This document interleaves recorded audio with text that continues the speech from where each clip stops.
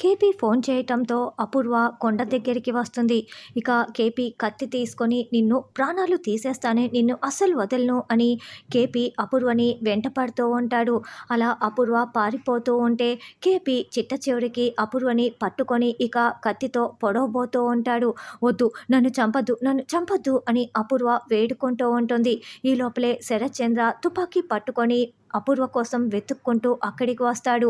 సరిగ్గా అప్పుడే కేపీ పొడవబోతూ ఉంటే రేయ్ కేపీ అంటూ శరత్ చంద్ర తుపాకీని గురిపెట్టేసి ఉంటాడు.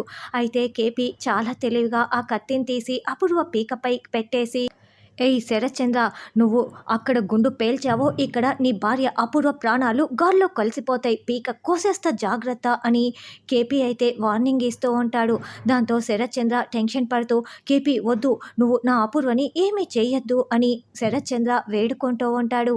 రేయ్ కేపీ, మర్యాదగా అపూర్వని వదిలేసి, లేకపోతే నేనేం చేస్తానో తెలుసా అని శరత్ చంద్ర అరుస్తూ ఉంటే, నువ్వు ఏదో ఒకటి చేసే లోపల నేను నీ భార్య ప్రాణాలు తీస్తానని చెప్తున్నా కదా అని కేపీ అపూర్వ పీకపై కత్తి పెట్టి బెదిరిస్తూ ఉండటంతో, బావా నన్ను కాపాడు బావా, బావా అని అపూర్వ కేకలు పెడుతూ ఉంటుంది.